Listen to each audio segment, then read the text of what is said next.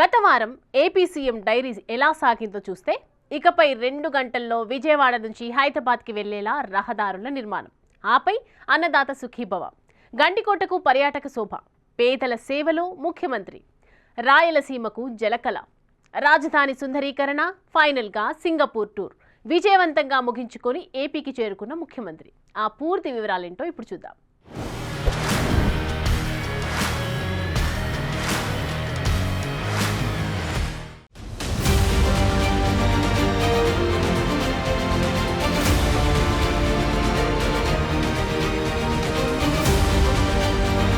కేంద్ర మంత్రి నితిన్ గడ్కరీ ఏపీకి 6 ప్రాజెక్టులు అనౌన్స్ చేశారు. ఈ విషయాన్ని గర్వంగా చెప్పారు సీఎం చంద్రబాబు నాయుడు. ఈ మొత్తం ప్రాజెక్టుల విలువ 27,000 కోట్లని అన్నారైనా గడ్కరీ ప్రాజెక్టులకు ఎప్పుడూ నో చెప్పరని అంటారు సీఎం చంద్రబాబు. ఎలాగైనా సరే పూర్తి చేయాలని చూస్తారని అదే నితిన్ గడ్కరీ బలంగా చెప్పారు చంద్రబాబు. 1883 కిలోమీటర్ల రోడ్లు కావాలని అడిగాం. ఇందుకోసం గాను 85,000 కోట్ల బడ్జెట్ అవుతుంది. అయినా సరే ఎంత మాత్రం వెనకాడకుండా 2 ఏళ్లలో 1,00,000 కోట్ల రూపాయల ప్రాజెక్టులు ఇస్తామని హామీ ఇచ్చారని అన్నారు చంద్రబాబు. గడ్కరీ మాట ఇచ్చారంటే నిలబెట్టుకుంటారని చెప్పుకొచ్చారు చంద్రబాబు. అభివృద్ధికి, నాగరికతకు చిహ్నం రహదారులు. మోదీ దూరదృష్టితో రహదారులకంటూ ఒక రూపమిస్తే దీన్ని గడ్కరీ ముందుకు తీసుకెళ్తున్నారని ప్రశంసించారు చంద్రబాబు. గడ్కరీ వాటర్ రిసోర్ట్స్ మంత్రిగా పోలవరానికి ఆక్సిజన్ ఇచ్చారని, ఒక రూపమిచ్చారని, ఈ విషయం తాను ఎన్నటికీ మరచిపోనని అన్నారు సీఎం చంద్రబాబు. సాగర్ మాల,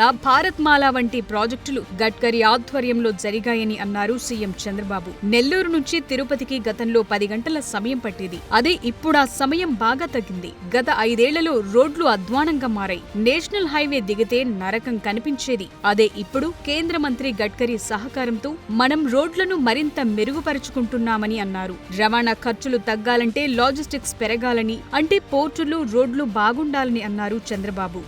నాకు ఏమాత్రం అనుమానం లేదు, ప్రపంచంలోనే నెంబర్ 1 దేశంగా రోడ్ ఇన్ఫ్రాస్ట్రక్చర్ తయారు చేసే శక్తి అటు ప్రధానమంత్రి నరేంద్ర మోడీ గారికి, దాన్ని ఎగ్జిక్యూట్ చేసే సామర్థ్యం గడ్కరీ గారికి ఉన్నాయని చెప్పి కూడా నేను మీకు తెలియజేస్తున్నా.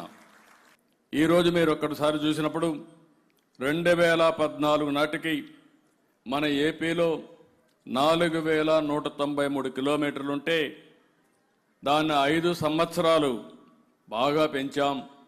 8,745 కిలోమీటర్లు రాను ఇంప్రూవ్ అయింది. అవన్నీ కూడా పూర్తి చేసుకోనుంటే ఈరోజు రాష్ట్రంలో ఇంకా బ్రహ్మాండమైన రోడ్ నెట్వర్క్ వచ్చేది. ఏపీలో గ్రీన్ హైడ్రోజన్ మిషన్ వస్తే రైతులకు లక్షల్లో ఆదా అయ్యే అవకాశం ఉందని అన్నారు సీఎం. ఈ హైవే వల్ల విజయవాడ నుంచి హైదరాబాద్ ప్రయాణ సమయం 2 గంటలకు తగ్గుతుందని అన్నారు ముఖ్యమంత్రి చంద్రబాబు నాయుడు.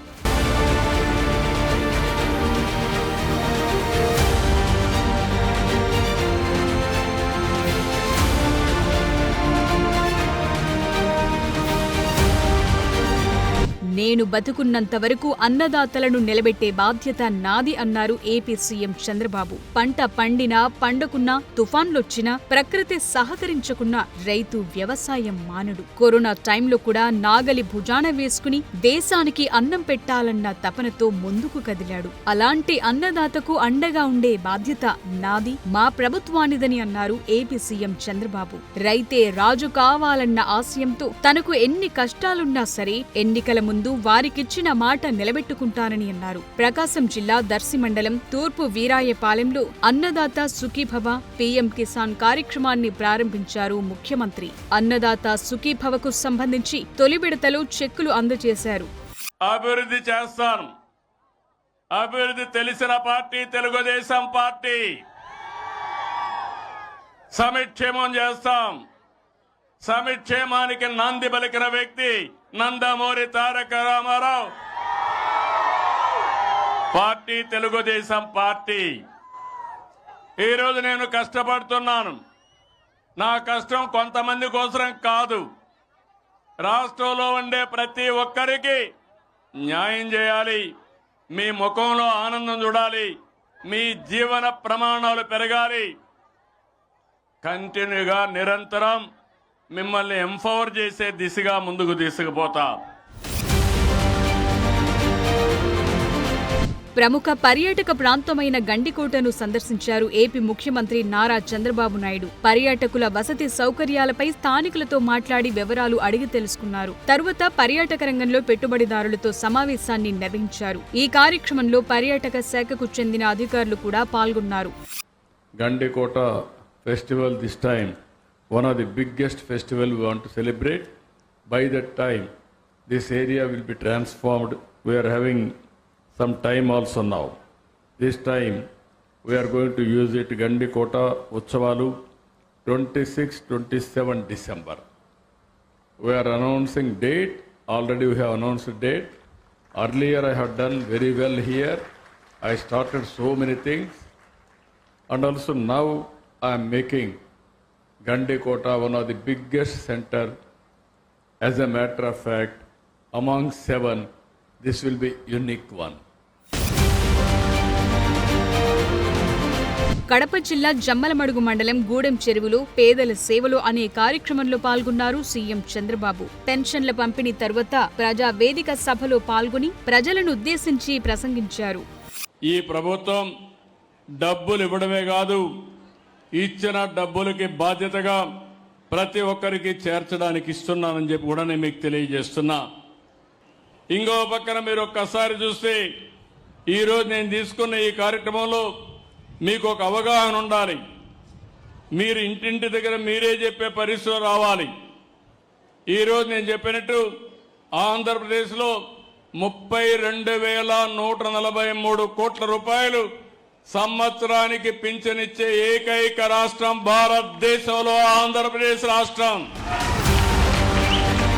పేదల సేవలు కార్యక్రమంలో భాగంగా కడప జిల్లా జమ్మలమడుగు మండలం గూడెం చెరువు గ్రామంలో ఉల్సాల అలివేలమ్మ అనే లబ్ధిదారు ఇంటికెళ్లిన ముఖ్యమంత్రి ఆమెకు వితంతు పెన్షన్ను స్వయంగా అందజేశారు. అలివేలమ్మ పెద్ద కుమారుడు వేణుగోపాల్ జీవన పరిస్థితులు అడిగి తెలుసుకున్నారు. ఆయన పిల్లలకు తల్లికి వందనం స్కీమ్ కింద లబ్ధి చేకూరిందని తెలుసుకుని సంతోషం వ్యక్తం చేశారు ముఖ్యమంత్రి. అలివేలమ్మ చిన్న కుమారుడు జగదీష్తో మాట్లాడుతూ ఆయన ఆటోలో ప్రయాణించారు సీఎం చంద్రబాబు నాయుడు.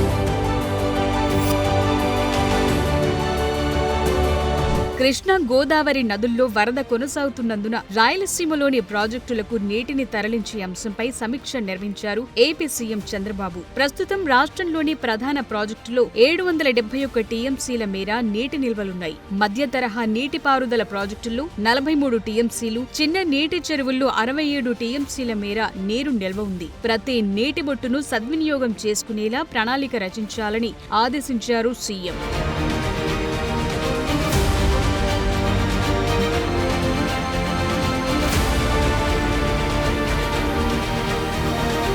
రాజధాని సుందరీకరణ గ్రీన్ బ్లూ మాస్టర్ ప్లాన్ పై సీఎం చంద్రబాబు సమీక్ష నిర్వహించారు. అమరావతిలో ట్రంక్ రోడ్లు, అనుబంధ రహదారులు, ఎల్పీఎస్ రోడ్లు, బఫర్ జోన్లలో ప్లాంటేషన్, బ్యూటిఫికేషన్, అవెన్యూ ప్లాంటేషన్ పై చర్చించారు. అమరావతిలో అంతర్జాతీయ స్థాయి ప్రమాణాలతో పార్కులు, హరిత ప్రాంతం ఉండేలా చర్యలు తీసుకోవాలని ఆదేశాలిచ్చారు ముఖ్యమంత్రి. ఔషధ మొక్కలను నాటడంతో పాటు అమరావతిలో బయోడైవర్సిటీ కాపాడేలా కార్యాచరణ చేపట్టాలని సూచించారు. రివర్ ఫ్రంట్ సుందరీకరణపై అధికారులను ఆదేశించారు సీఎం.